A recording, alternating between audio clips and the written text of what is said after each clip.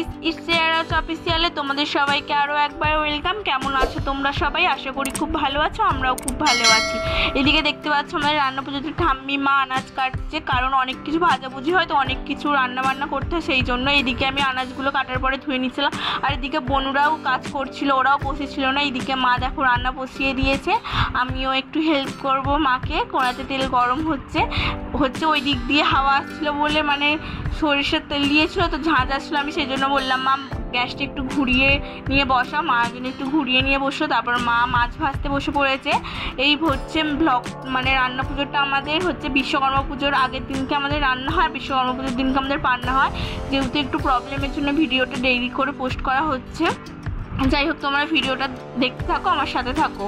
আমাদের আজকে দুটো গ্যাস বার করা হয়েছিল যাতে অনেক কিছু রান্না হয়, যাতে আমাদের তাড়াতাড়ি রান্না হয়েছে। আমাদের 5টার সময় বিকালে রান্না বসানো হয়েছিল, রান্না হতে আমাদের রাত 10টা বেজে গেছিলো। আর এইদিকে আমি চিচিংয়ে ভাজছি, তোমরা দেখতেই পাচ্ছ। এক এক করে মা আর আমি দুজন মিলেই করছিলাম, ঠাম্মিও অনেক কিছু হেল্প করছিল। এদিকে মায়ের একবার মাছ ভাজা হয়ে গেল, মা আবার কড়াইয়ে মাছ দিচ্ছে।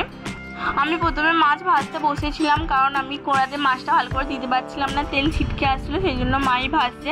ইতিমধ্যে আমাদের এদিকে অনেক কিছু রান্না কমপ্লিট হয়ে গেছে, কলা ভাজা আলু ভাজা হয়ে গেছে। তাও আমাদের মোট 10 রকমের ভাজা হয়, সেগুলো করতে হবে। ওইদিকে দেখতে পাচ্ছ চালটা সিদ্ধ হচ্ছে, কারণ আমাদের চালটা দিয়ে মুসুরের ডাল হয়, চাপ করে এটা হয়। এদিকে ভাত হয়ে গেছে, এদিকে ঠাম্মি ভাতটাকে উপর করে দিচ্ছে। আর আমাদের হচ্ছে ঠান্ডা ভাত খায়, মানে গরম ভাত খায় না। আজকে ভাতটাকে ঠান্ডা করে জল দিয়ে রেখে দেওয়া হবে, কালকে ওই ভাতটা খাওয়া হবে। কিছু কিছু জনদের নিয়ম আছে যে হচ্ছে গরম ভাত হয়, সেটা আমাদের নেই। আর এদিকে আমার চিচিঙ্গা ভাজাটা হয়ে গেছে, তোমরা দেখতেই পাচ্ছ। আমি তুলে নিচ্ছি, তারপর আমি পটল ভাজবো। পটলতে ভালো করে নুন হলুদ মাখিয়ে নেবো, তারপর আস্তে আস্তে কড়াইয়ের মধ্যে আমি ছাড়লাম। এদিকে মা আমাকে বলছে যে আস্তে আস্তে পটলগুলো ছাড়ালে তেল ছিটকাবে। আমি ভালো করে মানে ছাড়তে পারতাম না, তেল ছিটকে আসতে। যাই হোক, আমি সময়ের সাথে সাথে ভালো করে রান্না শিখে যাচ্ছি, তোমরা দেখতেই পাচ্ছ। আর এইদিকে ঠাম্মি আর আমি এগুলো ঝিঙে ভাজা হয় আমাদের। ঝিঙেগুলোতে মা বললো হলুদ আর নুন মাখিয়ে রেখে দে, আগে থেকে নুন মাখানো থাকলে একটু নরম হয়ে যাবে, তাড়াতাড়ি ভাজতে সুবিধা হবে। এদিকে মা হচ্ছে বেগুন ভেজে ফেলছে, মাছ ভাজার পরে বেগুনটা ভাজা হয়ে যাচ্ছে, কৃষ্ণ লাল লাল করে মা ভাজছে, দেখতেই পাচ্ছ তোমরা। এদিকে আবার মা নারকেল ভাজছে, নারকেল গুঁড়োর খোড়া ছাড়িয়ে তারপরে এগুলো হচ্ছে নারকেল ভাজা হচ্ছে। আর এইদিকে ডালটা আমার সেদ্ধ হয়ে এসেছে, তারপরে চালটা দিয়ে ডালটাকে ফোটানো হবে চাপ করার। অন্যদিকে হচ্ছে আবার হচ্ছে একবার ভাত বসানো হয়েছিল, তারপর আর একবার ভাত বসানো হচ্ছে। ওইদিকে দেখো মা আবার চালটাকে তুলে দিচ্ছে গরম জলের মধ্যে, কারণ কালকে আমাদের বাড়িতে অনেক গেস্ট আসবে। আমার মা বাপি বোনু আসবে, দিদা আসবে, অনেক সবাই আসবে, সেই জন্য। এদিকে আমাদের রান্না অনেক কিছুই হয়ে এসেছে। দেন তারপরে আমাদের এখানে হচ্ছে কি ওল ভাজা হচ্ছে, এটা হচ্ছে মিষ্টি মিষ্টি করে হয়, দেখতেই পাচ্ছ। আখের গুড় দেওয়া হয়ে গেছে, গুড় দিয়ে ভালো করে ওলটা ভাজা হবে। এদিকে আমি আবার ঝিঙেটাকে কড়াইয়ে দিয়ে দিচ্ছি, ঝিঙে ভাজা হবে। এর মধ্যে 3 রকম আছে, ঝিঙে আছে, শসা আছে, আর চাল কুমড়ো আছে। যেহেতু এগুলো একই জিনিস, সেই জন্য মা বললো যে একসাথেই দিয়ে দে, একসাথে ভাজা হয়ে যাবে। এই ভাজাটা করতে তো আমার গাইস 1 ঘন্টার ওপর টাইম লেগেছে। জল বেরিয়ে গেছে, এক কড়া জলে গেছে, সেটাকে মারতে আমার অনেকক্ষণ টাইম লেগেছে। এটা সব থেকে বিরক্ত লেগেছে আমার ভাজতে। এইদিকে দেখো চালটা সিদ্ধ হয়ে এসেছে, এবার মানে টকের ডালটা হবে মুসুর ডাল দিয়ে। ঠাম্মি চালটাগুলোকে একটু থেতো করে নিচ্ছে। এরকম করে থেতো করে নেওয়ার কারণ হচ্ছে যাতে টকটা ভালোভাবে বেরিয়ে যায়। চালটাগুলো যখন কাটছিল মা বলছিল যে চালটাগুলো সেরকমভাবে পাকোলা হয়নি, কুশি। এদিকে ঠাম্মি হচ্ছে মুসুর ডালের মধ্যে চালটাটা দিয়ে দিল, আমি একটু এবার নেড়ে দিলাম। মানে 2 রকমের ডাল হবে, একটা একটু পাতলার ওপর করবো, একটা টাইটের ওপর করবো। পাতলাটা আমরা আজকে রাত্রে খাবো, আর টাইটটা কালকে খাওয়া হবে। দেখো তারপরে ডাল হয়ে গেছে, ঢেলে ফেললাম। এদিকে ডালও কমপ্লিট হয়ে এলো।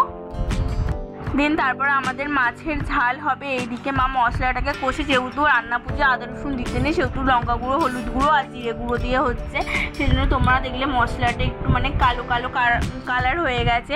এর হচ্ছে লোহার কড়াইয়ে হচ্ছে, সেই জন্য কালো কালারটা আরও বেশি হয়েছে। এদিকে জল ফুটে গেছে, মা সব মাছগুলো দিয়ে দিচ্ছে। আমাদের 2 রকমের মাছ ছিল, কাতলা মাছ ছিল, রুই মাছ ছিল।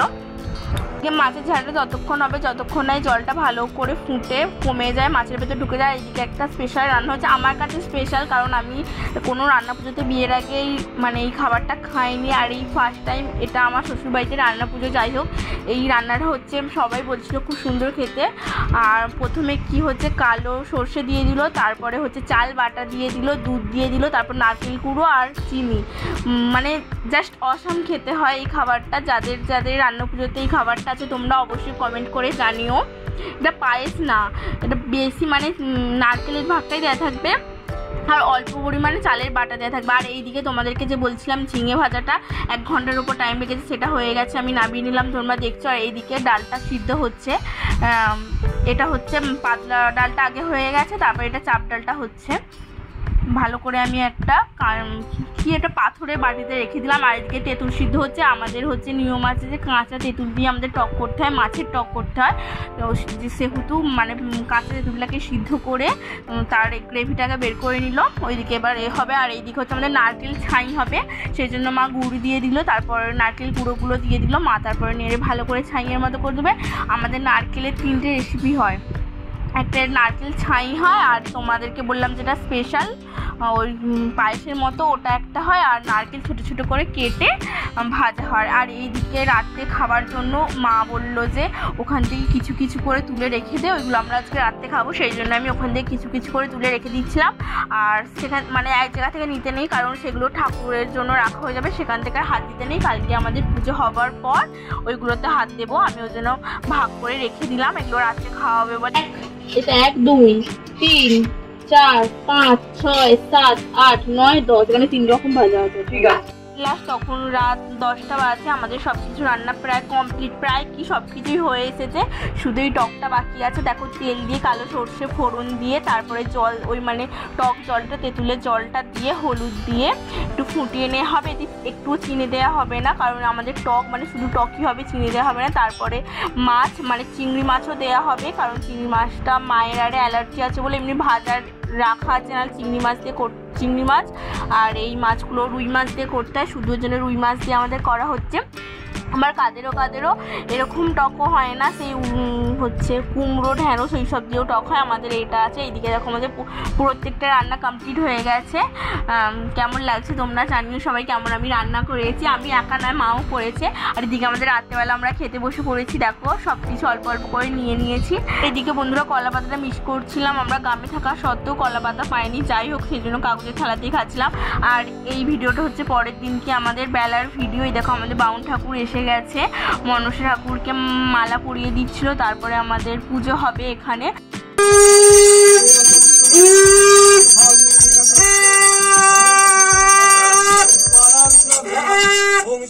দেন ওইদিকে ঠাকুরমশাই পুজো করছে, আর এদিকে চাকো গন্তিকা চুপ করে চেয়ারেতে বসে বসে পুজো দিয়েছে।